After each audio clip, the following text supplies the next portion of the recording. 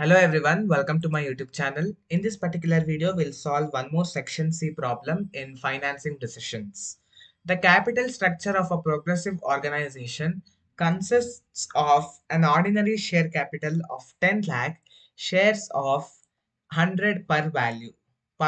So they have a share capital of 10 lakh rupees and the value of each share is 100 rupees. And they have 10 lakh worth of debentures whose interest is 10%. 10 lakh debentures ಇದೆ ಅದರ interest ಬಂದು 10%. Sales increased by 20% from 1 lakh units to 1 lakh 20 units. Before they were producing 1 lakh units, now they have started to increase 20% and started to produce 1 lakh 20,000 units. ಮುಂಚೆ 1 lakh units ನ produce ಮಾಡ್ತಾ ಇದ್ರು, 20% increase ಮಾಡಿದ್ದಾರೆ units produce ಮಾಡೋದು. So ಹಾಗಾಗಿ ಈಗ 1,20,000 units ಅನ್ನ produce ಮಾಡ್ತಾ ಇದ್ದಾರೆ. Selling price per unit is 10 rupees. ಒಂದು ಯೂನಿಟಿನ selling price 10 rupees. Variable cost ಬಂದು 6 per unit. ಫಿಕ್ಸ್ಡ್ ಕಾಸ್ಟ್ ಬಂದು 2 lakh.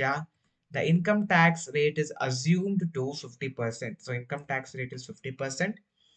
We have to calculate percentage change in EPS, then operating leverages of 1 lakh units and 1 lakh 20,000 units, financial leverages of 1 lakh units and 1 lakh 20,000 units. So, ಈಗ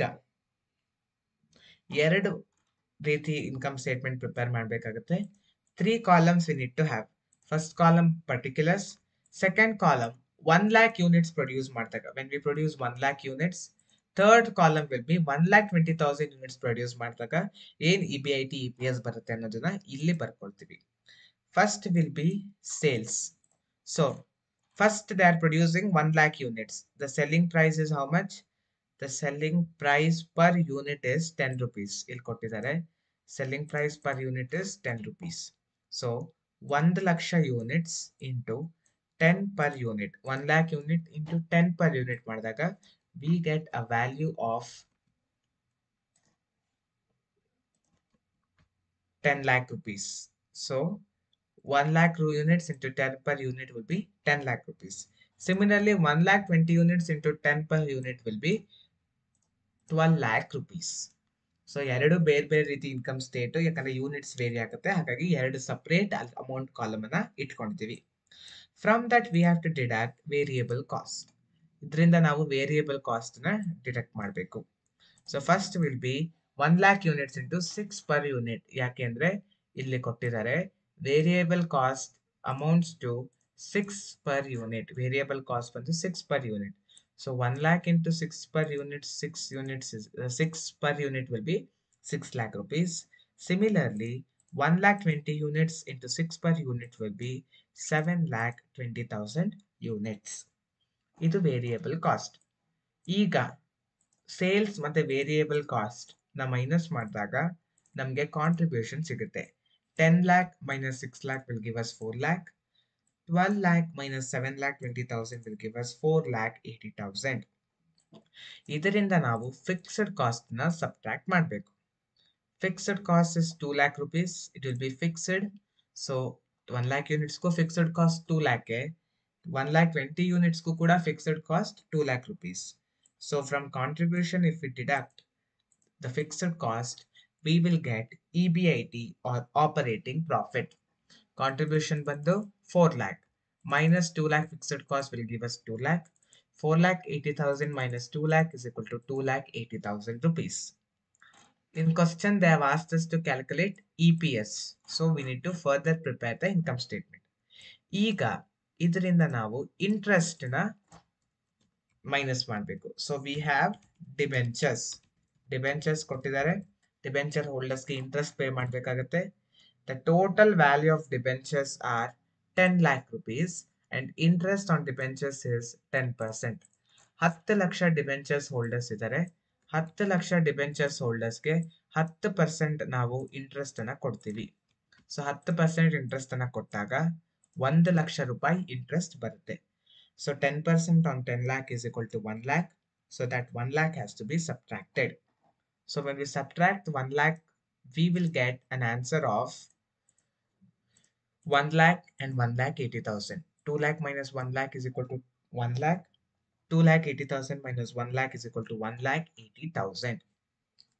Next, from that, we have to deduct tax expenses. 50% tax ನ deduct ಮಾಡಿ ಅಂತ question ಅಲ್ಲಿ ಹೇಳಿದ್ದಾರೆ.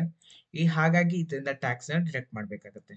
So first ಬಂದು 1 lakh into 50%. ಈ 1 lakh ಮೇಲೆ 50% ಮಾಡಿದಾಗ the tax amount will be 50,000. Next ಈ ಕಡೆ 1 lakh 80,000 into 50% when we do, the tax amount will be 90,000. So this is the tax expenses. Now this tax expenses have to be subtracted in order to get earning after tax. Subtract ಮಾಡಿದಾಗ ನಮಗೆ earnings after tax ಸಿಗುತ್ತೆ. 1 lakh minus 50,000 is equal to 50,000. 1 lakh 80,000 minus 90,000 will be 90,000. From that, first we have to pay to preference shareholders. First ಯಾವಾಗಲೂ preference shareholders ಗೆ ನಾವು pay ಮಾಡಬೇಕಾಗುತ್ತೆ. In question we don't have any details regarding to preference shares, which means there is no preference shares in the organization, so it will be 0. Next, after giving preference shareholders, the remaining amount or the profit is for equity shareholders. First preference shareholders ಗೆ ದುಡ್ಡು ಕೊಟ್ಟಾದ್ಮೇಲೆ ಉಳಿದಿರ್ತಕ್ಕಂತಹ amount ಅಲ್ಲಿ ನಾವು equity shareholders ಗೆ ಹಂಚ್ತೀವಿ. So after we deduct the preference dividend, we will get the balance, that is earnings available for equity shareholders, same 50,000 and 90,000. We have to divide that. We have to divide that by number of equity shares. ಎಷ್ಟು equity shares ಇರ್ತಾರೋ ಅಷ್ಟು equity shares ಇಂದ ನಾವು divide ಮಾಡಬೇಕಾಗುತ್ತೆ. So in question, if you see, there's a capital of 10 lakh and value of each share is 100 rupees. Value of each share is 100 rupees. So 10 lakh divided by 100 lakh 100 ಮಾಡಿದ್ರೆ ನಮಗೆ ಎಷ್ಟು equity shareholders ಇದ್ದಾರೆ ಅನ್ನೋದು ತಿಳಿಯುತ್ತೆ. So there is total 10,000 shares and 10,000 shares. 10,000 shares ಇದ್ದಾರೆ organizations ಅಲ್ಲಿ. Now, in order to get earning per share, we have to divide the profit by number of shareholders. So next we have to find out earning per share. ಈಗ earning per share ನ divide ಮಾಡಬೇಕು. Profit ಎಷ್ಟಿದೆ? 50,000. ಎಷ್ಟು ಜನ shares ಇದೆ? ಎಷ್ಟು shares ಇದೆ? 10,000. So 50,000 divided by 10,000 ಮಾಡಿದ್ರೆ ನಮಗೆ ಕೇಸ್ ಏದು ಅರ್ನಿಂಗ್ ಪರ್ ಶೇರ್ ಸಿಗುತ್ತೆ? 5 rupees. ಸೊ ಒಂದು ಶೇರ್ ಹೋಲ್ಡರ್ಗೆ 5 rupees ಸಿಗುತ್ತೆ ಅಂತ ಅರ್ಥ. In second case, we have 90,000 earnings available and 10,000 shares are there. So that also we have to divide, which means the answer we get is 9. ಅಲ್ಲಿಗೆ ಪ್ರತಿಯೊಂದು share ಹೋಲ್ಡರ್ಸ್ಗೂ 99 rupees earning per share ಸಿಗುತ್ತೆ ಅಂತ ಅರ್ಥ.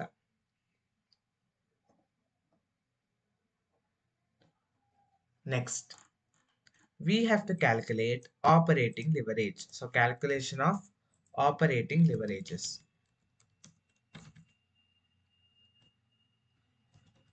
Okay, calculation of leverages, because they have asked us to calculate both operating leverages as well as financial leverages. So first 1 lakh unit produce ಮಾಡಿದಾಗ ಏನು leverages ಬರುತ್ತೆ ಅನ್ನೋದನ್ನ ಬರ್ಕೊಳ್ಳೋಣ. The formula to find out the operating leverage is contribution by EBIT. So if you check here, contribution is 4 lakh, EBIT is 2 lakh. Contribution 4 lakh, EBIT is 2 lakh. So divide 4 lakh by 2 lakh. You will get operating leverages, that is 2 times. Next we have to calculate financial leverage. So for financial leverage, the formula will be EBIT by EBT. So EBIT is 2 lakh and EBT is 1 lakh. So divide 2 lakh by 1 lakh. The financial leverages will be 2 times. Financial leverage ಬಂದು 2 times. ಈಗ same operating leverage and financial leverage ನ 1,20,000 units produce ಮಾಡಿದಾಗ ಏನು ಬರುತ್ತೆ ಅನ್ನೋದನ್ನ ನೋಡ್ಬೇಕಾಗತ್ತೆ. The formula is the same. Operating leverage equals contribution by EBIT. So if you check here, contribution is 4,80,000 and EBIT is 2,80,000. So 4,80,000 divided by 2,80,000, if you do, you will get operating leverage of 1.71 times. So operating leverage ನಮಗೆ ಸಿಕ್ಕಿದೆ. Next, we have to calculate financial leverage. So for financial leverage, the formula is EBIT by EBT. So EBIT ಬಂದು 2,80,000, EBT ಬಂದು 1,80,000. ಅದ್ ಎರಡನ್ನ divide ಮಾಡಬೇಕಾಗುತ್ತೆ. 2,80,000 divided by 1,80,000, we will get financial leverage, that is 1.56 times. 1.56 times. Next, we have to do calculation of percentage change in EPS. So previous summary EBIT percentage change ಕೇಳಿದ್ರು, ಆದರೆ ಈ ಸಮ್ಮಲ್ಲಿ percentage increase in EPS ಕೇಳಿದ್ದಾರೆ. So ಅದನ್ನ calculate ಮಾಡಬೇಕು. The formula to find out percentage change in EPS is difference in EPS by base plan in EPS. Difference ಈಗ ಇಲ್ಲಿ ನೋಡ್ಬೋದು, ಒಂದ್ ಕಡೆ 5 ಬಂದಿದೆ, ಇನ್ನೊಂದ್ ಕಡೆ 9 ಬಂದಿದೆ. ಇದೆರಡರ ಡಿಫರೆನ್ಸ್ ತಗೊಂಡು ಬೇಸ್ ಪ್ಲಾನ್, ಇಲ್ಲಿ ಬೇಸ್ ಪ್ಲಾನ್ ಯಾವುದು? 5 is the base plan. On the top you can write here, this is the base plan.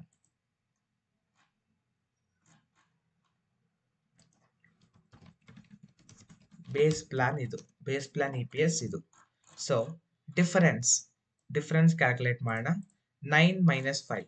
So here we have 9 minus 5 divided by base plan EPS. 5 ಬಂದು ಏನಿದು? 5 is base plan EPS. So 9 minus 5 is equal to 4. So 4 divided by 5 into 100. 4 divided by 5 into 100 ಮಾಡಿದ್ರೆ percentage change in EPS ಬರುತ್ತೆ, that is 80%. So 80% change is there as they have increased 20% production. 1 ಲಕ್ಷದಿಂದ 1,20,000 increase ಮಾಡಿದ್ದಾರೆ.